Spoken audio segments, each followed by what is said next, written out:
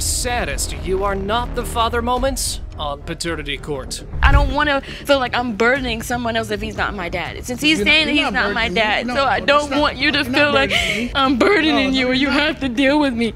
You are not.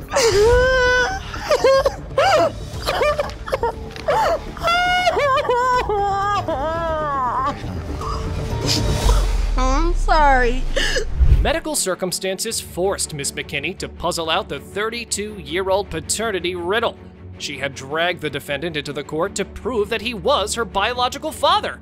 Meanwhile, Mr. Davis claimed that the woman had been raised by another man who knocked him out of this paternity run. Ms. McKinney, you are here to prove to the defendant, Mr. Davis, that he is your biological father. Is that correct? Yes, Your Honor. Mr. Davis, you claim you didn't know that she even existed until a few years ago and claim another man raised her and he is her biological father. Is that correct? Yes, Your Honor. Initially, the plaintiff claimed that her mother made her believe that the defendant was her biological father because his name was written on the birth certificate.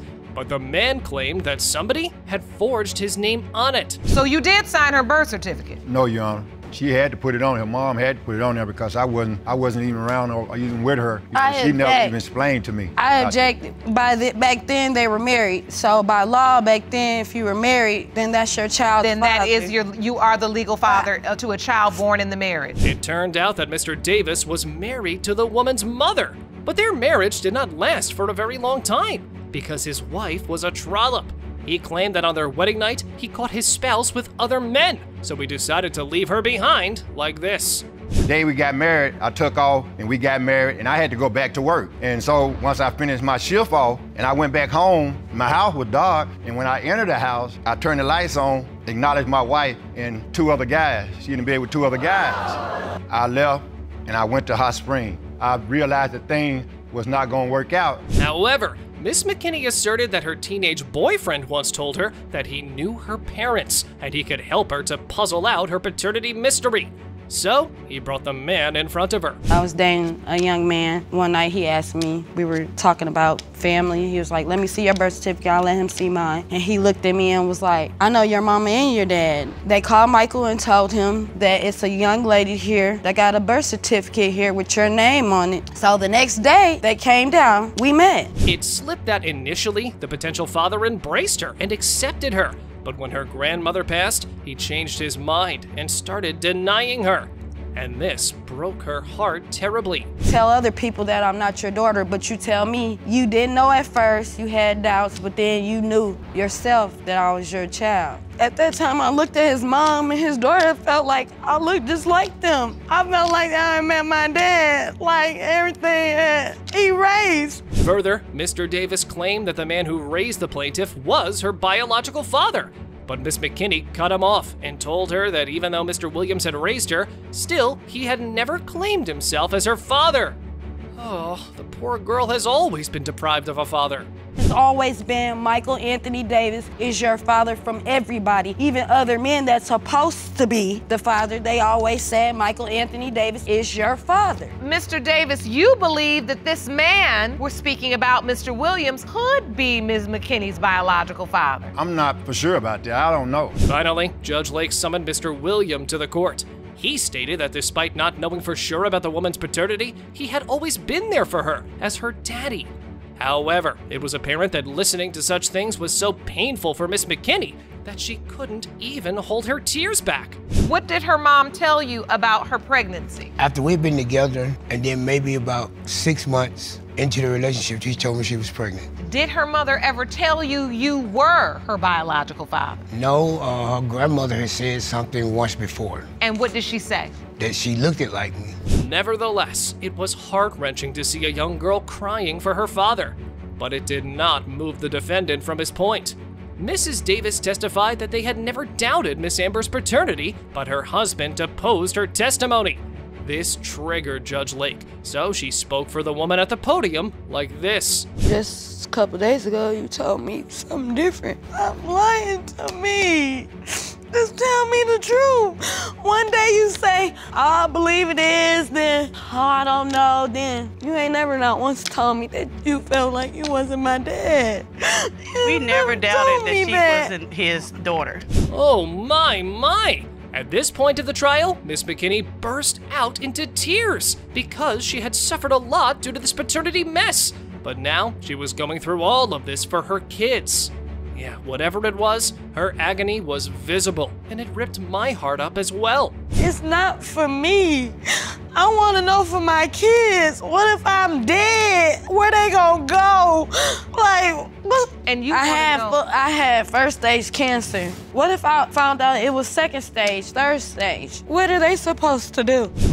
As it was apparent that Miss McKinney had paid the price of her mother's false action, fate had wronged her as well. Yet, she stepped up strongly for her kids to find her family. So the last call for the closure she needed was to declare those results. Mr. Davis, you are not.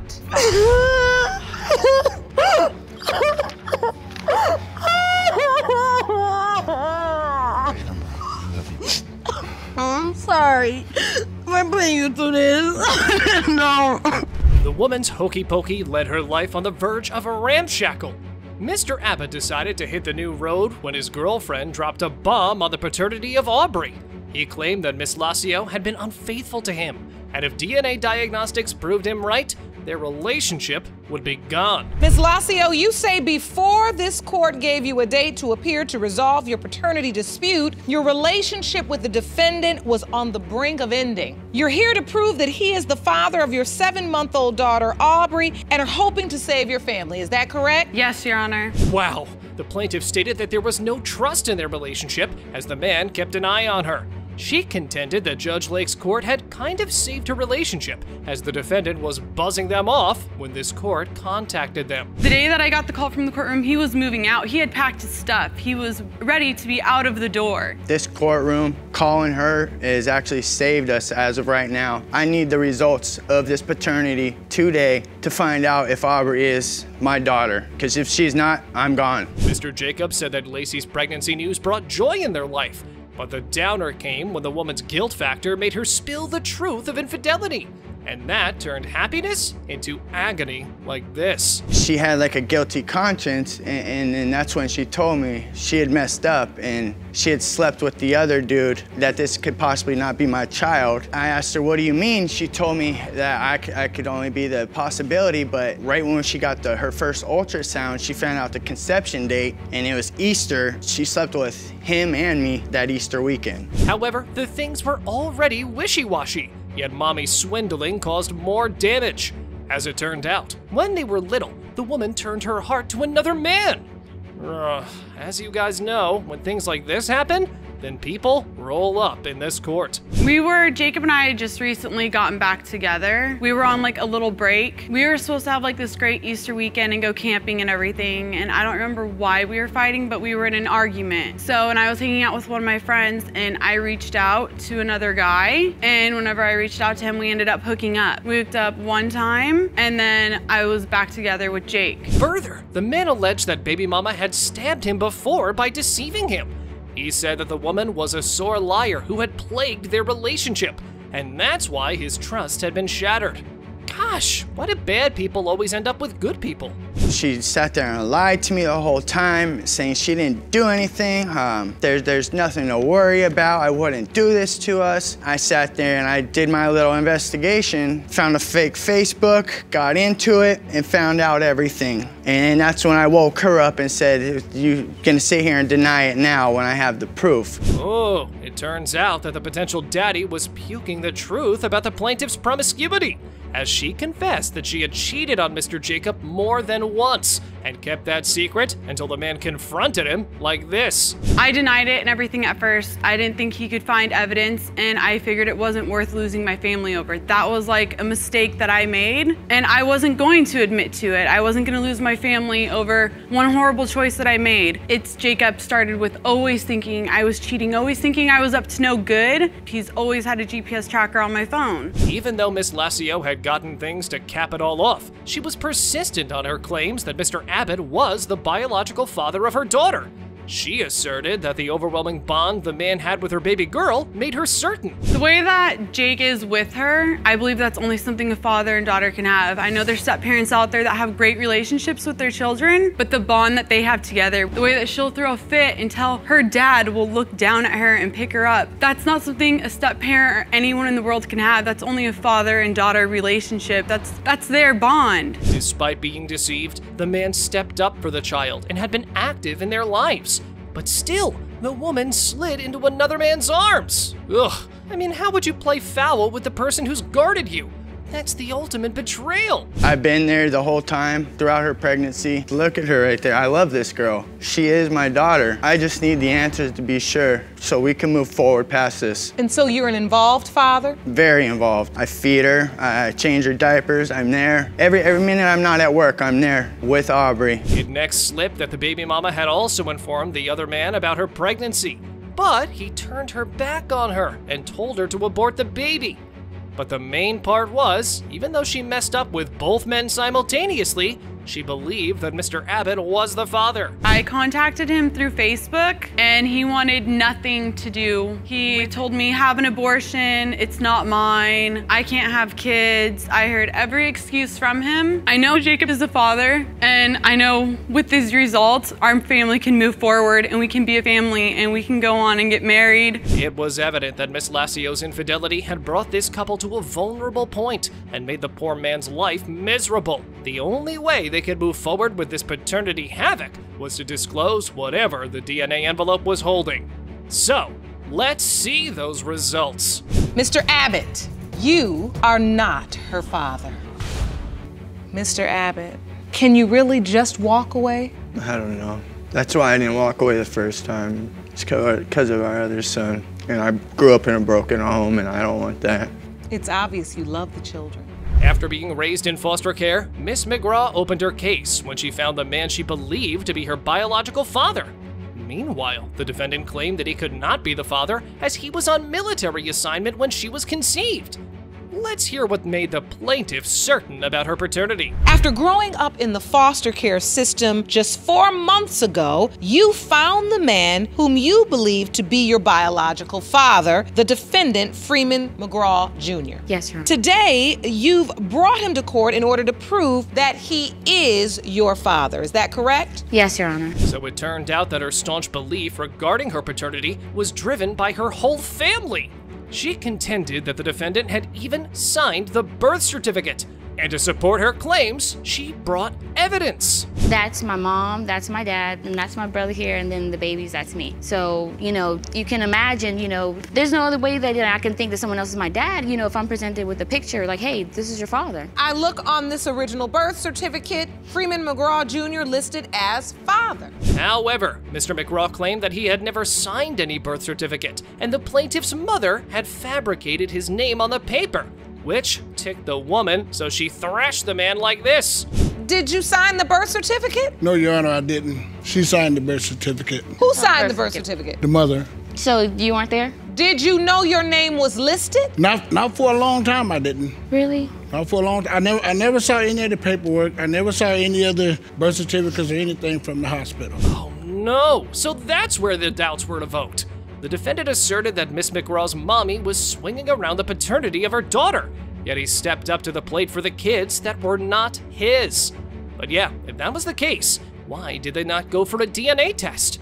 A few times during the course of our relationship, mother would get angry, tell me I was not her father. That's what I'm saying. You didn't ask for a DNA test like most people ask. I'm not gonna ask for a DNA test because I was still taking care of you guys. Right, but if you believe that you weren't my dad, why didn't you just ask her for, a DNA test versus me having to go through what I went through? The defendant was not considering the plaintiff's point.